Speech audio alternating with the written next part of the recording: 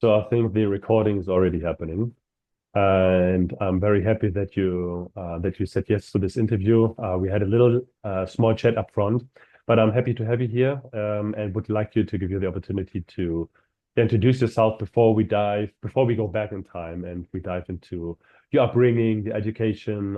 Yeah, this is something I'm always very interested in. First of all, thanks, Alir, for hosting us on your podcast. It's very kind of you.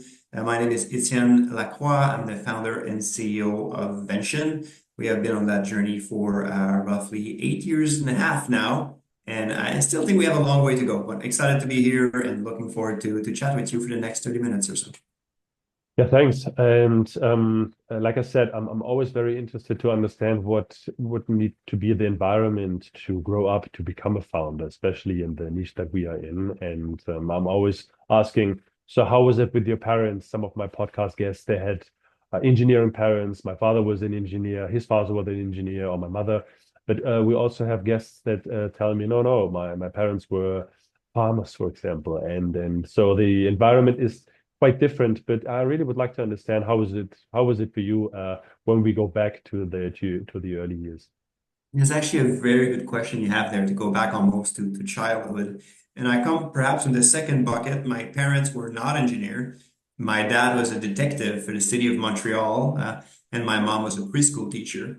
But if there's something I kept from my parent was my dad always had a humongous drive. Always doing project, always doing activities. He's retired now, and I think he's actually have a life more busy than mine, to give you a sense. And my mom on the other side was extremely disciplined. We were doing a lot of homework at home. School was my mom being a preschool teacher came from a family of where there was a lot of professors as well. School was very a key pillar of how our parents raised us, my sister and I. And the discipline around homeworks was quite rigid. I remember coming back from school, all my buddies were going to play outside, and I was not allowed. Homework was starting. And by the time I was done with my homework, it was getting dark outside, so there was no more time to go play. Right. So that discipline actually has served me well professionally speaking. Still today, I think this is something I kept from my mom. Interesting that you say this because every now and then I read some articles. I have a small one myself, and I try to, let's say, try to pick up those things that serve kids well. And here, yeah, new studies show, right? If you involve your kids very early on and give them responsibilities, and even if it's just some chores at home, that seems to do something for their well-being and for their self-esteem as well. So thanks for clarifying here this with real life experience as well. But just And like you have two little daughter, I think I might have read the same research article recently about the benefit of doing chores at home at an early age for the self-esteem and I think those can end up being a little bit more professionally successful when they're given responsibility early in their life. you said that you have both traits that I can see very often in founders, having drive, but also the discipline part, which seems to be almost even more important because that means that gives you the freedomness of doing the things you would like to do. So there's a lot of dreamers out there, but having the discipline to force yourself to do those things that are necessary to accomplish what you would like to accomplish, I think this seems to be very valuable. But back then, do you think that is something that because you just said, I went home, did my chores, and then I went out, and then it was almost kind of dark, so all the other kids were going inside. Was that easy to grab for you when you were smaller and younger, that there is some benefits to that? I think the way translated for me is as you go through the school system and you got drilled to some extent to be so disciplined about homework and therefore getting good grades as a collateral of that, you start to be addicted a little bit to good grades and it becomes like a test against yourself. And I had fairly good grade at school, but it came from that early drilling from my mom and getting good grade become something very, very important for me just for the sake of how far can I push my own brain, right? Mm. And it created a lot of self-discipline afterward in my college year and university and graduate years. Um, afterward. So and it still served me well today, to be, I think, a successful entrepreneur. That to your point, there's a line there's a quote that I love, which says, "Idealists who do not understand the rules of reality create problem, not progress." Hmm. Right? So it's about having that balance between being able to connect dot and dreaming beyond the majority of folks that are not able to connect those dots, being able to be so disciplined against yourself so you can get the others that decide to follow you being disciplined to accomplish that goal. And last but not least, you need to package those two things with a humongous amount of resilience, so you can keep pushing despite how hard it gets. So I think if you have those three things, the ability to dream within the concept of what's realistically possible, having a humongous discipline and having a lot of resilience, I think you start to get to patterns where you can actually accomplish big thing on this planet, regardless if you're an entrepreneur, a politician, and other social leaders, there's it, right? But I think you need those kind of this melting pot of those three things. Need to read more about resilience. And you said that you did quite well in school. How is that when you don't have engineering parents becoming an engineer? Now, let's say we're leaving high school and you are entering university. I have a lot of younger folks reaching out to me. They just entered university, and there's so many things you can choose from, right? And especially in the niche we are, like robotic, automation, AI. There's a lot of sub niche. How do you get not distracted? How was that for you when you came out of school? I remember getting so my life. I was lucky in a sense that my lifelong passion has been always so clear since I'm a kid, and it was product development. And I go back when I was 11 years old. I was designing and building full-size plane with barrels as the cockpit, and took the Lenmore engine, from my dad, and modified a carburetor so the shaft of the engine could work horizontally without puffing oil. Like, I was mechanically minded for a very young age. I think my dad was pretty handy himself. He still do a lot of manual things around the house, and I was following him. But I think I had some maybe minor ingredient that really sparked by starting to touch the product itself. Passion, product development really burst as a passion in those very young age. And I think around 15, 16 years old, I was deep into downhill biking, designing Hmm. downhill bikes with transmission, internal gearboxes, and hydraulic systems. Some of those technology are now becoming more mainstream in the world of downhill bikes, but this is in 95, 94, a couple of years ago, 20 years plus ago. And so that passion for product development was always there following me. And naturally, I started to work in the field, and in being based in Canada, Quebec. There's a cool system, is a bit weird, but we have this layer called college that is right after high school, but before university. I decided to do a technical college. Germany actually has a similar, I think, path that you can take, because I was so excited to get to work. And work in a field that I love, which is, my first job was actually for a system integrator. And that's where Hmm. I've learned industrial automation, the traditional way of industrial automation with, Fennec robots and grippers and all that, mostly for the automotive industries. And I was 19 years old. I was pretty young to be doing that type of stuff. And I was pretty much working full time while doing my college, because technical college was easy. And I was lucky, it was easy for me to go at school and have good grades. So I have plenty of disposable time. And I was able to spend all that extra time actually working in a field that I love so deeply.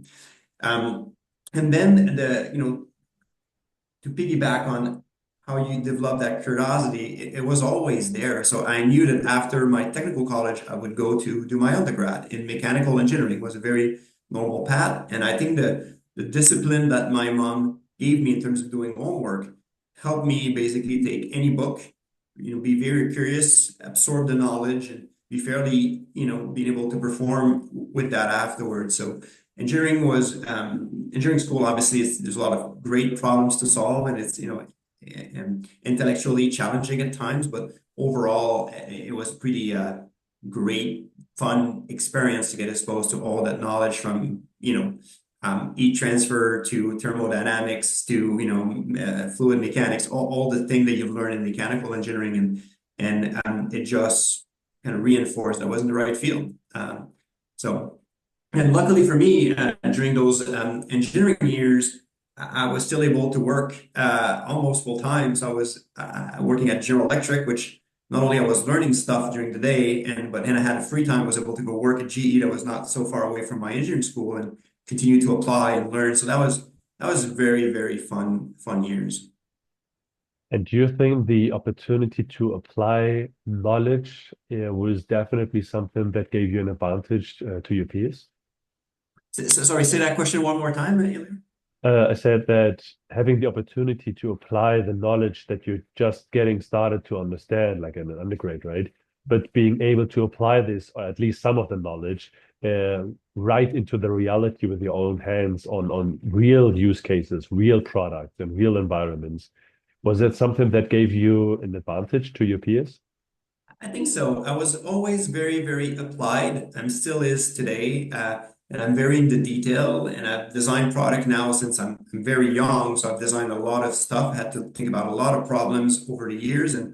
Um, starting my engineering career very young, around 19 years old, everything you learn, you already have a pool of pattern where you know how you're going to use that piece of knowledge, like the day off or the next day. So the feedback loop between the academia and the applied was very, very short because I always had the end in the cookie jar to some extent.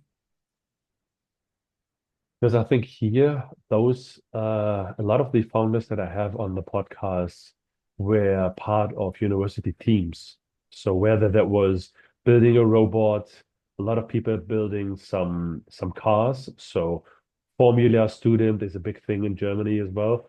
And he having the opportunity too, right? Working in teams, working on actual reality problems that it's not, I didn't get that grade versus we didn't make it into the finals because our car wasn't fast enough, right? So that is science and theory applied on real life problems that you need to suffer through because you were part of the entire thing. Coming back to you working almost full time, was that something that went through on the entire university time? Yeah, almost. Around 21 years old, I've read a book called Jack Welch, Straight from the Gut. And this is an old book from a very successful CEO at General Electric back in the late mid 80s up to the early 2000s. And Jack Welch was to me a CEO that transformed what used to be business administration into management, right? It was, I think, the first real business manager, as a science as opposed versus sets of administrative tasks. And when I've read that book, it completely changed my life from wanting to be very eager engineers working on tough engineering problem to wanting to be a business leader driving an engineering business. And from that point on, I wanted to, started to work at General Electric, and I applied to all the G businesses around my university, and I found one that was at the time in LED lighting. So there was the beginning of LED lighting before LED light bulb were even a thing. So we were working on earlier technology. The white LED color was not yet possible with the phosphor that we had. So I jumped to that business that was growing at maybe 30% year over year. So it's very, in high energy, high growth environment. But at the same time, I had the whole firepower and the structure of a GE organization. So I think I've learned almost best of both worlds, the scrappiness to go fast when the market is growing, but also the structure and the discipline and the operating model you need as a leader to build those businesses. And I started to work at GE. I was maybe 23 years old. So I was midway through my undergrad, and I kept working there, from my first internship to the very end. So, it was, I don't know, maybe between 15 to 30 hours a week that I was able to put in at GE while being at school and doing all those engineering competition that we've, all done. But GE made me a workaholic, and I love to work. And I love to work because my work is my passion, which is product development. I love to come up with new product ideas and crack spatial problems.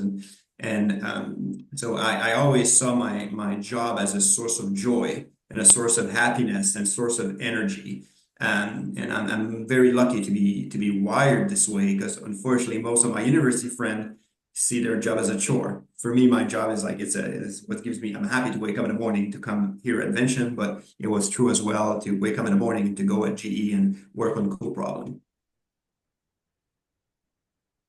I think this passion thing, there was for quite a while was a misunderstanding about the passion, right? You should follow your passion. You should follow your passion. And but I think you were able to so easily follow your passion because you had the other traits we were talking earlier about.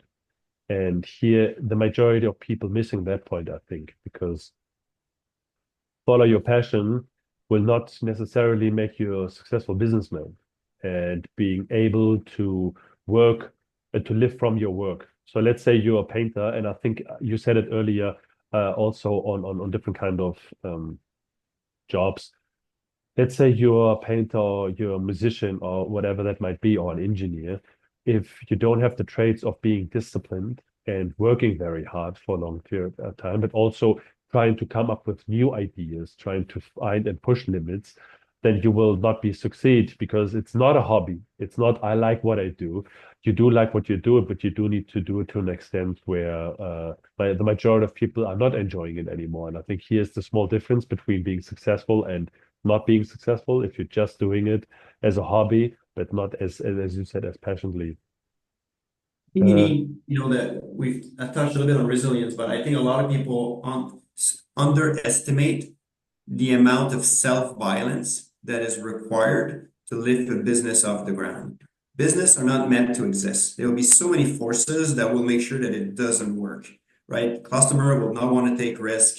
Raising money will be difficult, right? The initial product will not have the reliability you need the product to have. Like the deal you think will come in this month will be canceled. Like there's so many things that will go wrong that if you're not able to cope with that extreme violence, you're not going to last very long.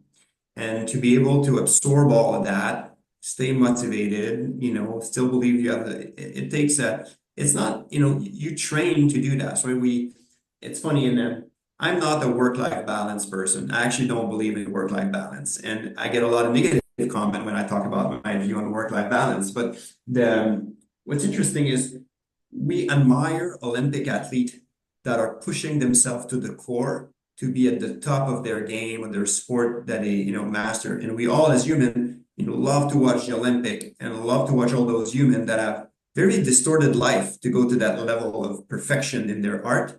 But when it comes to building businesses, we don't have the same standard. And it's just as hard. You need to be an Olympic athlete to be able to wake up every morning at 6 a.m., right? And keep pushing, pushing, pushing, and go to bed at night at midnight repeatedly over 15 years. Most people will never be able to endure such and it means that you're going to rewire your entire life to be able to accomplish that mission. It means a smaller friend circle. You're not going to have time to maintain all those relationships.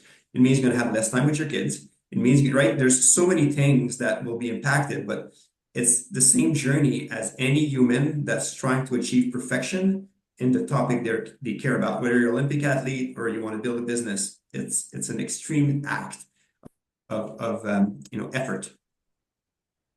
I think you're the very first, and I think this is episode 57 or something.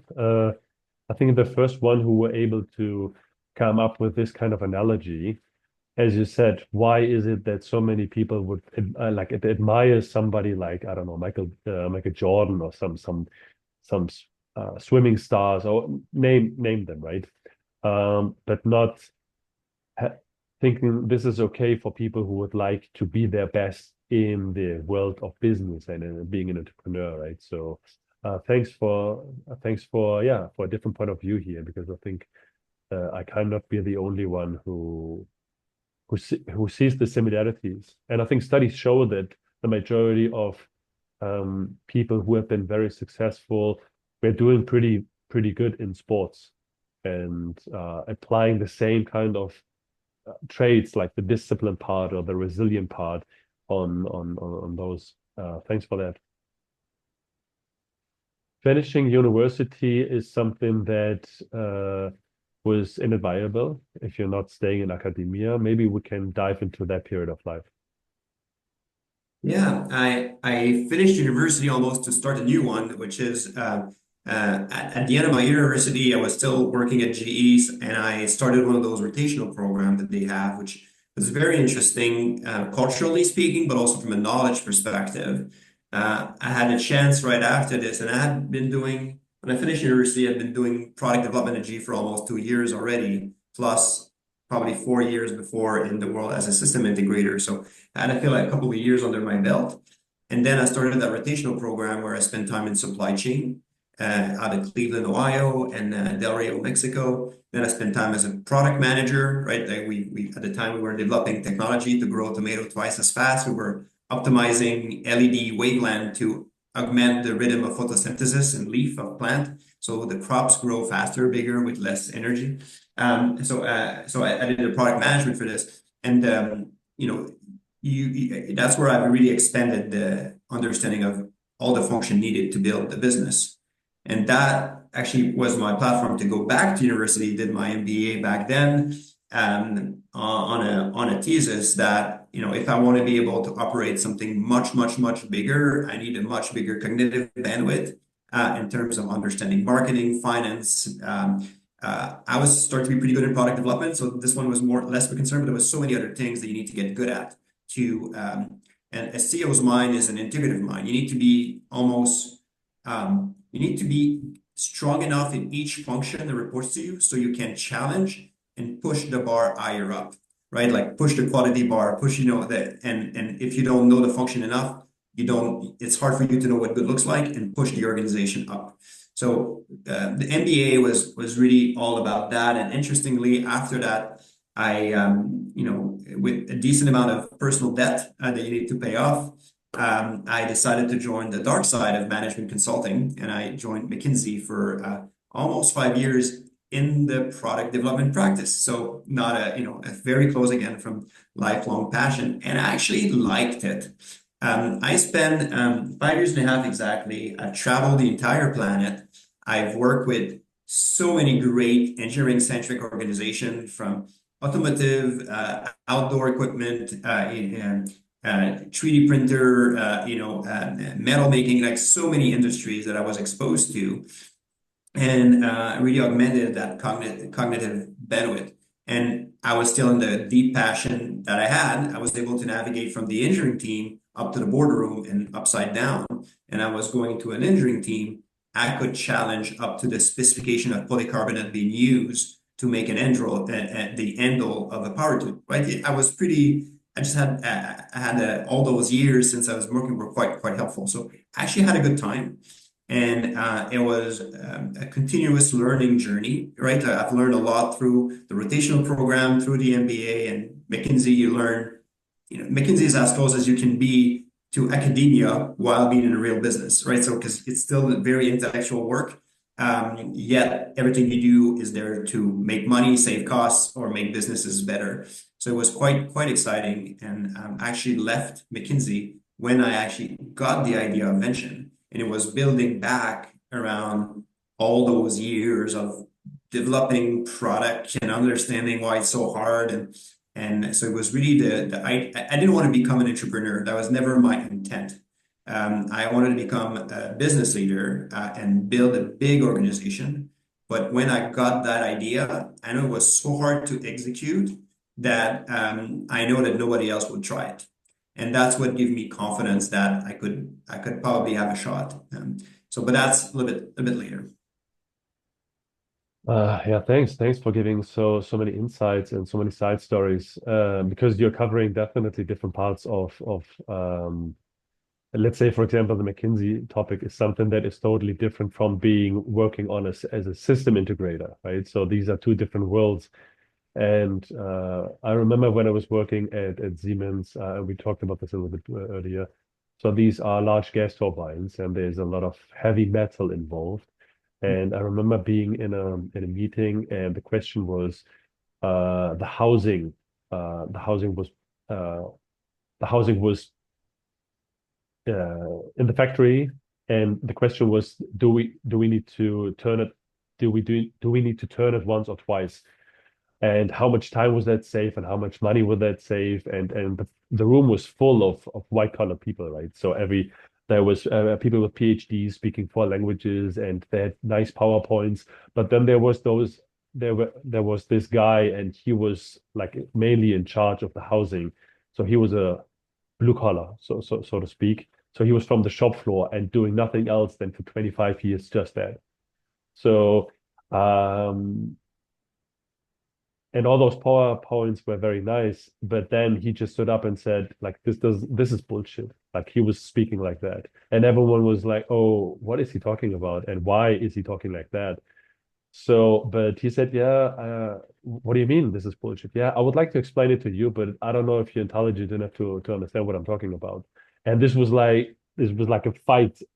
It, you can see and you can watch. And this other guy with his PhD in 4 languages and 150K minimum couldn't say a thing because he understood somehow deeply that this person seems to be the only one working with the actual physical product, and he knows what it means to turn like this huge thing up and down, right? So it's nice that you somehow use this analogy because you see both sides, right? And it's nice to have this kind of background to not being exposed to this kind of situation, but understanding the problems that you're facing on the shop floor in the real world and not only being tied to the paper. So thanks for that. Leaving that kind of environment that is, I think we can talk openly about this, very well paid. There's a lot of hours. You said that you were traveling all over the world, so this is the payoff, or the dark side of it, as you said it. What does it? How was it to really understand? Okay, I got here something, and here I'm very successful. What I do the entire time, why leaving that and throwing yourself in the unknown? And you said it was very hard, and you got a shot, but that means if it's very hard, there's a reason for it. And you still said, let's have a look at that one. So, uh, um, let's talk about why I decided to leave and then why I thought I had a shot. I mean, they're two different. Okay. McKinsey is a great place, but I keep, when I got the idea for Vention, taking that decision to leave the firm was a year and a half process. It didn't, it's something you digest and simmer a little bit. I had 3 mental tests I kept running, and they're a bit extreme, so my apology in advance. My first test was, if I was to die today, would I be proud of myself? And there's some day at McKinsey that I literally felt I might die. I'm so sleep deprived. My brain my chest is hurting so much because I haven't slept enough in like months that, I could have an heart attack, right? And I was not eating well. I was more actually round than I am now because everything is about work, right? You start to count the value of 1 minute. And I remember when somebody that was not supposed to be in my day was stealing that minute that I needed. You're just killing 1 minute of sleep that I need so deeply, right? So if I was to die, would I be proud of myself? And McKinsey, despite being a great environment, it's not the real test, right? Like in a sense, instead of playing violin, you're tuning it, right? If you want to go to real test, go in business, see what you can do. There's no harsher test than the test of leading the business yourself versus giving advice. So that was my first test. If you were to die today, would I be proud? And for me, I would be partially proud. I would have been a little bit mad at myself that I never tried to actually go play violin. My second test was, if I was to earn the same amount of money, would I be here today? If I was to earn the same amount of money elsewhere, would I be here today? And the answer was a sharp no, right? Like you earn too much money at McKinsey to the point that you don't have time to spend it, right? And so that's great, but life is so short, right? Just your professional career is roughly like 4 slices of 10 years, right? So you have 4 little stories to write. And I felt that, the life is so short that if at some point, as soon as you start to earn above a certain amount, like I'm not going to put a number, but it doesn't change which bottle of wine you're going to drink on the Friday night, right? Like, so I don't need more money and I want just more purpose. And because life is so short, right? I don't want to finish my life and says I didn't have enough purpose. So that was my second test. My third test is am I in the right dog race? And I'm a competitive person, probably competitive with myself first and versus competitive with others. But McKinsey is a race. The end point is to become a partners, and I have a lot of respect to be for some of the partners I had the privilege to work with at the firm. I became an associate partners, and when I got designated, I remember the bittersweet feeling I had. It's like, yes, great, you got that promotion. You're almost at the top of the chain now. You're a couple months away from the top of the chain, but is that really what you want to do? Do you actually care about getting there? And to me, I think I value or have better value for what I do now as a CEO of what I'm building than the value I could get by getting to partners. And this is a highly personal preferences. Now, why do I believe I had a shot? Through my career at GE and during the MBA, what I've met with amazing people, a lot of them were actually smarter than I am. And at McKinsey, what I also met so many great, high-performing people, a lot of which were smarter than I am. There was one thing where I was always the strongest, and it was the ability to get shit done. And I've yet met a human that can beat me on this. And I don't want to say that like in a provocative way or anything like that. I'm just very strong at getting shit done because I don't give up. So the amount of stuff I can inject in a day with the shortest path to the answer is strong. And Vention as a business model, probably talk more about it, is so broad. There's so much handshake. There's so much stuff you need to internalize to build that platform. And I know that if all the person I've met through my career from the best institution, from the most high performing institution, I don't trust anyone that I know to be able to pull that off. I have a shot. I trusted myself to be able to put that off. So that's the why I thought I had a shot because I know it was slightly inhumane as the amount of pain it will require us to put that business forward. It takes a lot of. I had an art teacher once, and he said you can only see what you know. So it took me a while to understand, but yeah, if you are a mechanic, if you open the car, then you see differently on the parts that you see, right? So as you know more every single piece, you can put a name tag on it, right? Versus someone who is working with something different. And I'm saying this because to being able to articulate what you just did in a very clear and easy to understand point requires of a lot of knowledge and have seen a lot of things. So I think even through that speech alone, you are convincing enough that I would trust you also.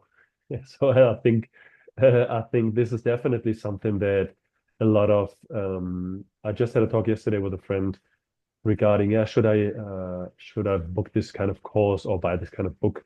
Said, yeah, sometimes people procrastinate and disguise it as action. So you can be very busy, but in reality, you're not getting anything done, right? So this getting shit done attitude, I think, is and you said it yourself, there were people that were much smarter than you. I think this is a lesson need to be learned here. You don't need to be the best in school or university or even at your work if you are working. And what does working hard mean, right? The person at the supermarket works very hard Yeah.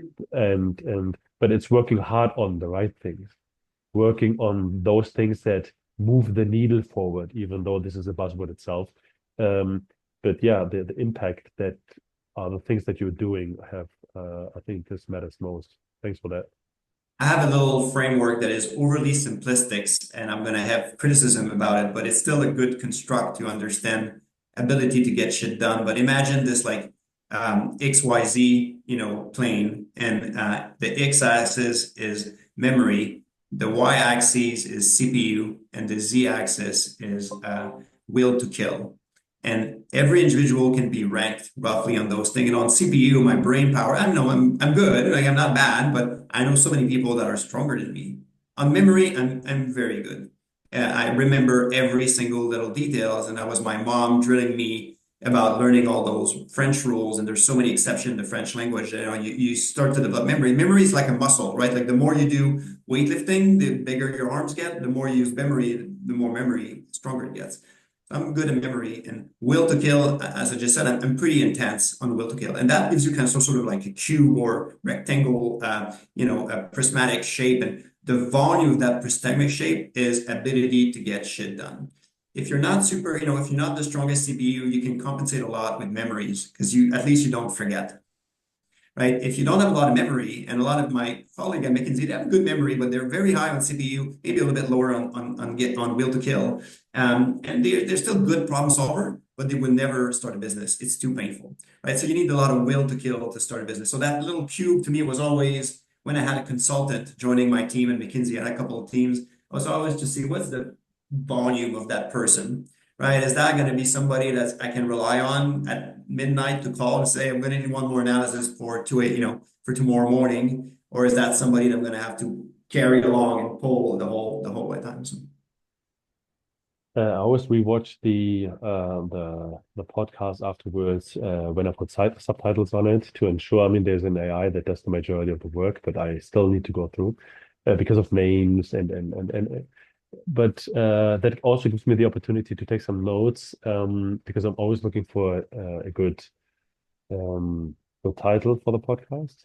And I could be better here, but I'm not using the kill analogy that you just used, right? So the will to kill, even though it captures a lot of passion and a lot of dedication and a lot of resilience in those few words, right? So I do need to come up with something else. I have something else in maybe mind, it's but an overly Navy SEAL America analogy that is used quite often in business setting here, but I obviously very sensitive way to state things.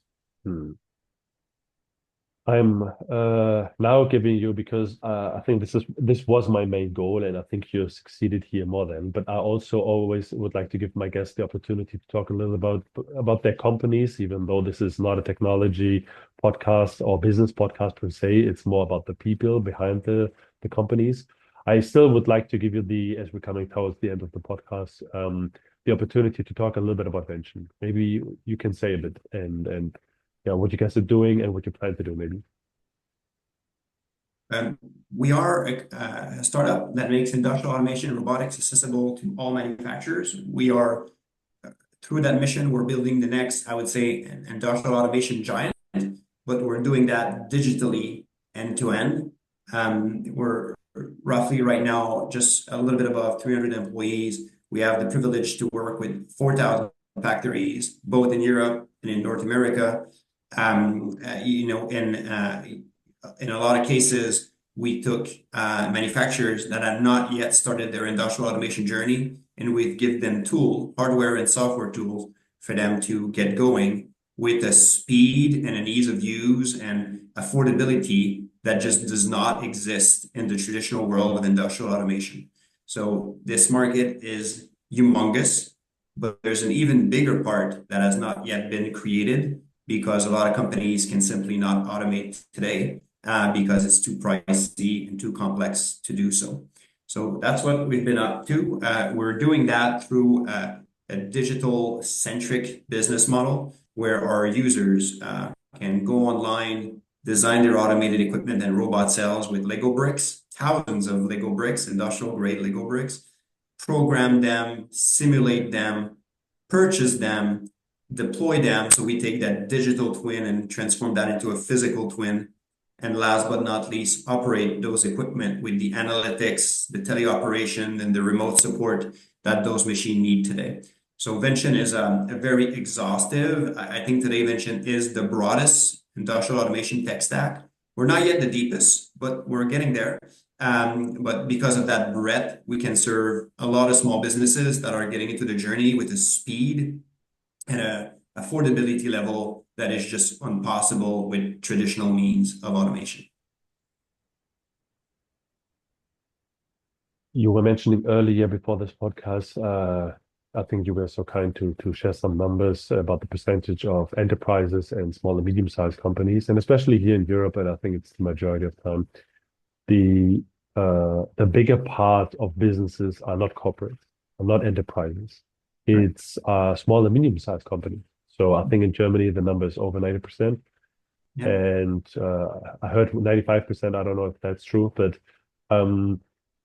And yeah, there is a lot of, and I've seen this in my own work in the last few years. There is room for automation, but then there's the lack of mental capacity. And here, I mean, they're so focused on what I'm building at the moment. I cannot build something else on the side, even though that would help me build my first thing, right? Uh, Not in touch with the technology. It's too expensive. Some of these people now we are in the demographics that a lot of these people are on a little bit older, so it's not that easy and to get in touch with this kind of technology. So what you guys are doing here when it comes to educational, to I think we say change management. How are you guys dealing with that? So our main means to make automation easy for us was really the modularity and the plug and playness. Right? Today, I like to say there's nothing more manual than industrial automation because to put those robot cells and automated equipment together, you need an infinite amount of engineering hours, and it's hard, and you need very qualified engineers to do that. Right? You take components from all the big players and integrate it into a working system and program them and you need a software for the PLC, a software for the robot, another software for the safety system. It's hard. There's so many fields, and then you need an electrician to put the. All of this makes industrial automation just simply out of reach from most small medium businesses.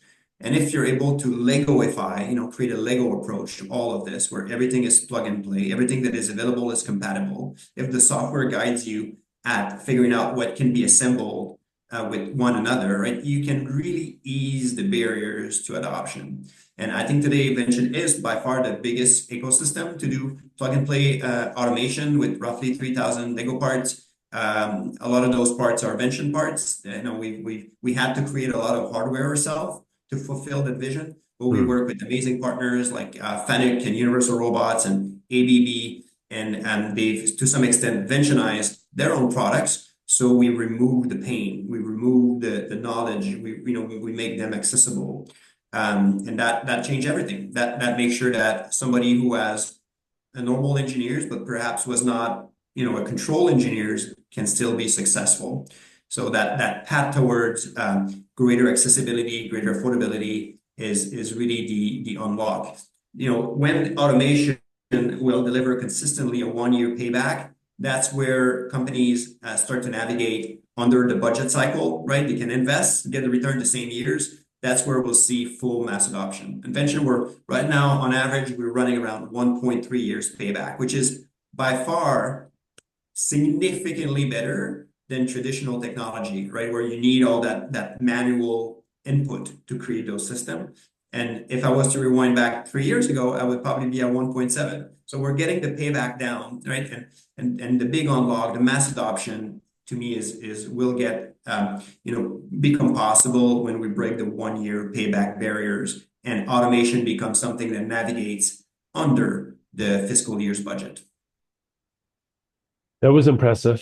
I think you were able to capture a lot of things and a lot of different perspectives to the business. And I throughout the promotion for this podcast, I usually use some videos that I can find from the companies that I'm having a chat with. So this is something I'm diving into the next few days.